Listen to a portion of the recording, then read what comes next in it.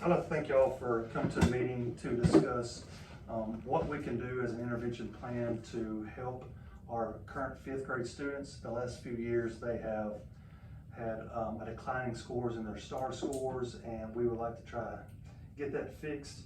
And so how can we stop the decline in the scores? By improving our instructional practices with our fifth grade teachers that would help improve our students' scores.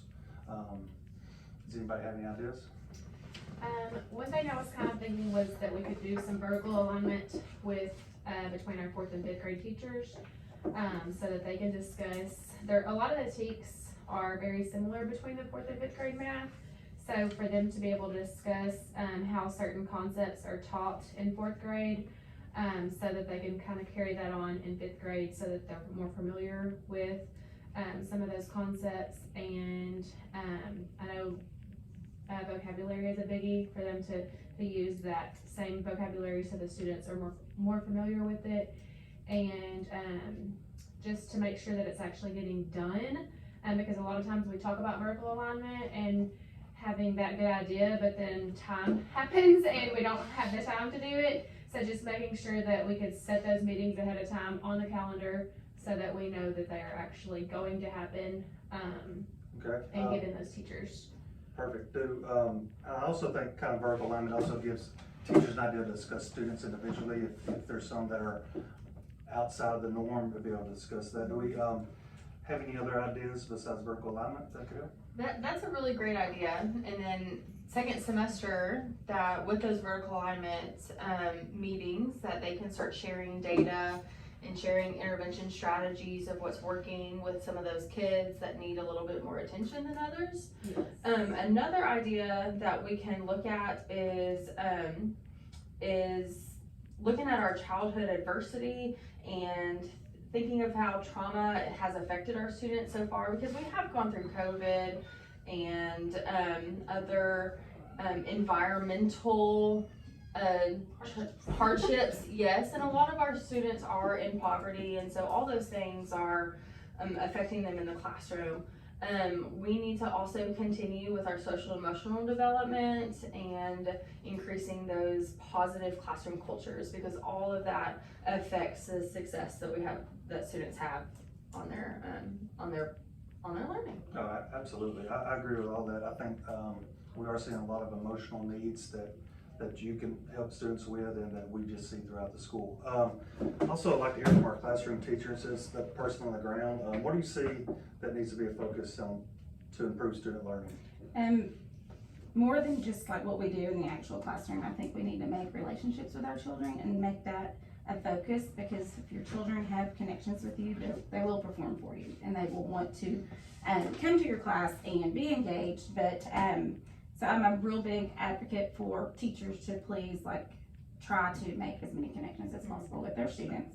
And then once that's established, they will learn when they're in your classroom. But I think we as teachers need time to plan thorough, good lessons. And that's kind of a thing that's hard to do.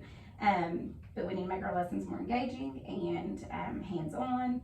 And sometimes we get so busy that we don't get to do the fun stuff like that we get to the boring lecture type, problem after problem type lesson. But I think the kids, to get them to focus, because they need to focus, and it's really hard these days to get them focused because they're so used to other things around them and technology and stuff like that. We just got to create things that they will want to do, like try to make it more hands-on and more relevant to them, I guess. But I just really think having the connections with your children is where it starts. And that's what's good about us having Capturing Kids Art program here, because kind of what both of you mentioned about the relationships and the positive classroom culture and things like that. If we can push for teachers to really implement that program, I feel like that would help with those things too. Yeah, and absolutely, spending that time to create those engaging lessons that teachers can use the constructivist theory and how it's self-discovery, hands-on. We need to make sure that students have all the manipulatives for all the content in their classrooms, and so then that gives students more the ability to have ownership over their learning, because it's self-discovery, which then leaves teachers classroom time to do informal. Now that we've implemented the plan that we discussed earlier in the year, I wanna talk about any ideas that, think about how our collaborative team did, how you yourself did personally, and, things that maybe I could have done to improve, or things that I did well. How do you feel that you grew within the collaborative team in terms of personal growth and your contributions to the plan? I feel like since we met, often, that I'm a very shy person, and so I don't usually have much of a voice, when it comes to settings like that, but, once you get to know your coworkers well, you discover that you can have a voice, and, I've taught many years, and feel like I can bring some expertise to the table, just never have spoke up really, but having gone through several, meetings with the fourth grade and the vertical alignment and everything, I found my voice, and I think I played a more integral role in collaborating with them, and, I think that we've all discovered ways that we can teach things better, things that we've learned that we're doing okay with, but I think the best thing that we've learned, from it is that we discover the way that this person's teaching it, and then when they get to us, it's not a complete shock.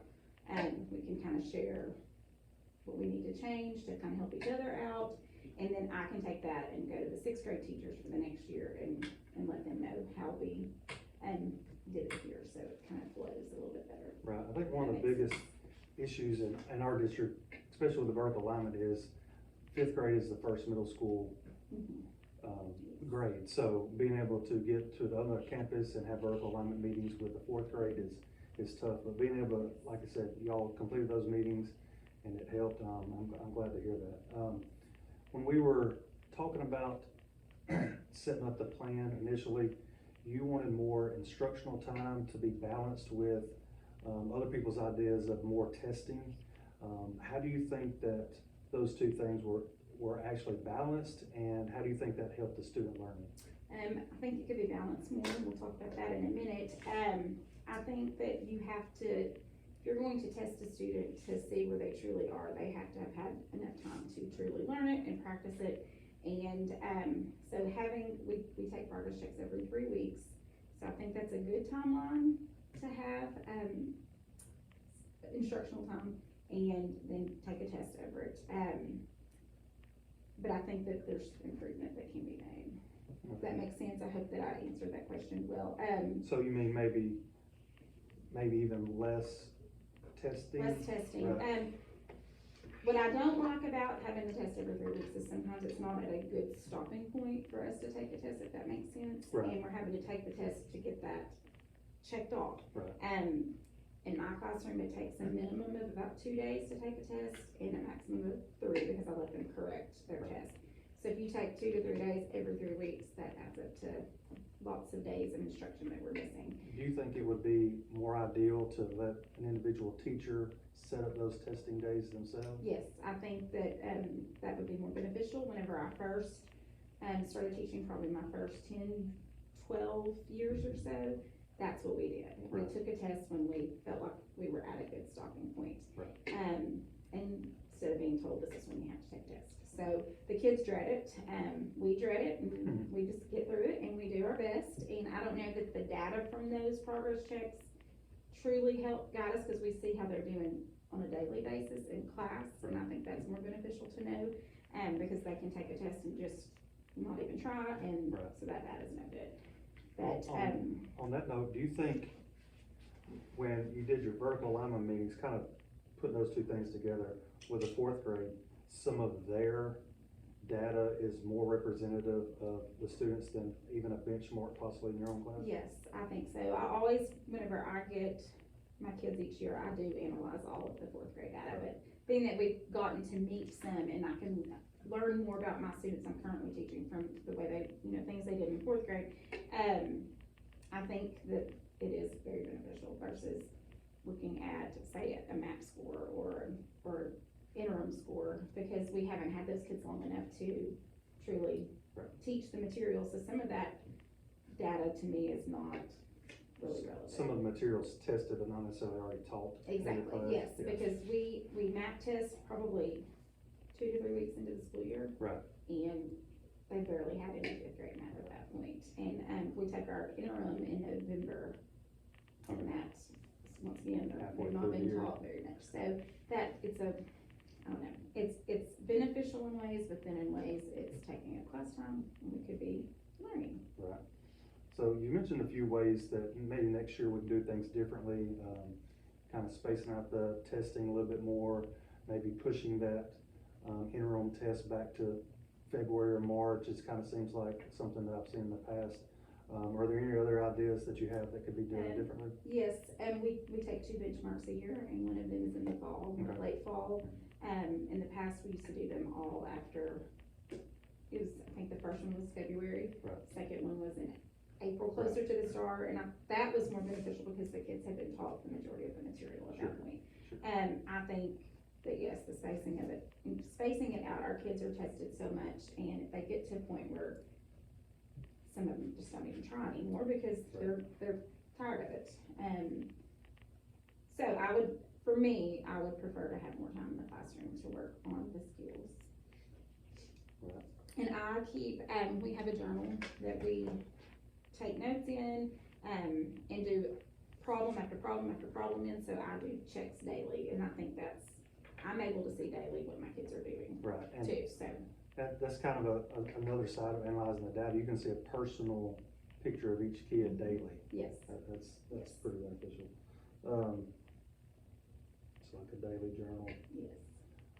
entry. Okay, so some of those things we can implement next year. We have our another meeting and start putting that into place. Kind of moving on into the next school year, you were such a willing participant in this, and like you said, you gained your voice throughout the school year. Do you think other teachers would be interested in being on similar committees? And if so, why? And if you don't think they would be, why do you think that? I think, just in talking with my coworkers, we wish we did have more meetings and times where we could collaborate with each other, and we get our best ideas from each other. I wish we just run out of time, and I think that we've got to try to make some time to have faculty meetings, to get together and everybody voice the way they do certain things. I know we have, besides just teaching math, we have people that are great at technology that could share things with us. Instead of us going to, say, a PD somewhere else, we have people in-house that could teach us lots of things, and I think that, we need time for that, and I think every content area needs meetings, grade levels need, which we do try to do the grade level meetings, but I think everybody here is wanting to have more of a voice. Right. And be able to communicate, with each other a little bit more. And I think y'all do a great job, fifth grade of meeting, at least it almost seems like daily. It is daily, yes. But, another thing that maybe is when we have intervention Fridays and students are able to come make up that, those afternoons are usually spent, on a professional development or sometimes finishing up stuff in your classroom. I think that would be a great time, Yes, maybe to handle some faculty yes, meetings. definitely. Do you believe that our plan reached our ultimate goal of improving the student learning and teacher implementations, the teacher teaching abilities to be able to raise our students' STAR results? Yes, I hope, I'm seeing that these students have improved, and we work super duper hard, and I'm trying to close some of the gaps that we've seen.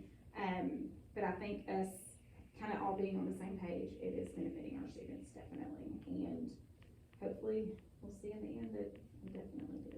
Right, and that's what we're looking for. That's one good thing about getting those benchmarks laid is we're able to kind of get a little bit of an idea as we start getting closer and closer to the actual test date. Yes. Yeah, I think it went really well. Like you said, there's definitely things that we can change, and just kind of being from this side of it and just kind of attacking this one particular fifth grade math issue, and now being able to spread this among everybody else in the middle school and possibly the district. I think that would be a great thing to be able to do. Definitely. Like I said, I think we did a good job to be able to implement this, and going all the way back to the summer, being able to plan it and implement it. I think we did did a good job. Like I said, hope the results show it in the end. Hopefully so, and we'll find out in a few weeks. Right.